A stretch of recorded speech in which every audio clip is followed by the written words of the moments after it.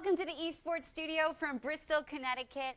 I'm Victoria Arlen. After a brief break, Overwatch League is back with week 1 in the books and week 2 starting off with some big surprises. Our very own Tyler Erzberger was there reporting from sunny Los Angeles. Tyler, how are you doing? I'm doing great. How are you? Good, thank you. Very, very good. Actually, let's start with the power rankings. We've got Philadelphia Fusion at number 5. Tyler, Philly's a city of champions. Is this how they do it in Philly? If you're a Philadelphia Fusion fan, you hope this is how you do it in Philly. I mean, in Stage 1, Philadelphia was the team that no one could really peg. They were either the best worst team or the worst best team, so people really didn't know where to put them. And then coming to Stage 2, they just looked incredible. 8-0, swept both matches, and were just the best team in Stage 1.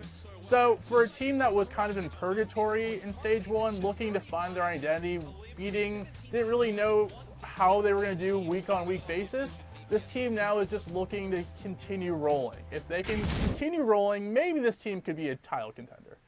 What about Seoul Dynasty? There has been no movement from Seoul this week, and they remain at number 4. What do they need to do to move forward? This team just needs to play up to their potential. I mean, now that the Mercy meta is finally over, this team is in the zone.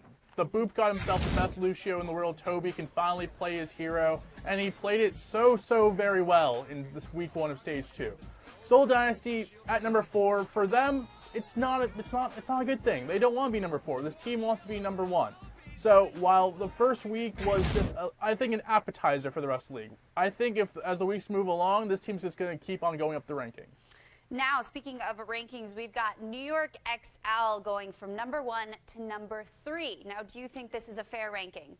I mean, it's really hard to call, right? I mean, Arc, one of their best support players, was out due to injury, an arm injury, in week 1 of Stage 2, and we don't really have a timeline of when he's going to return. So with Arc out, they had Mono, their best tank player, their best Winston player, and one of the best Winston players in the world on Lucio duty. And while he was amazing on Lucio and was an excellent player who can flex onto a hero at a whim, apparently, that kind of gave them a hole in the tank lineup. And Janice coming and playing the Winston just didn't have the same impact as Mono. And in a meta where having a strong tank duo and playing around your tanks is so crucial, having Mono not in the tank lineup, it really hurts the team. So while it might seem a little bit harsh to move XL from 1 to 3, even though they still have the best ranking in the league, I think it's just a wait and see. If Arc can come back and Mono can go back in the tank lineup, it's all good. But for right now, I think 3 is a safe place.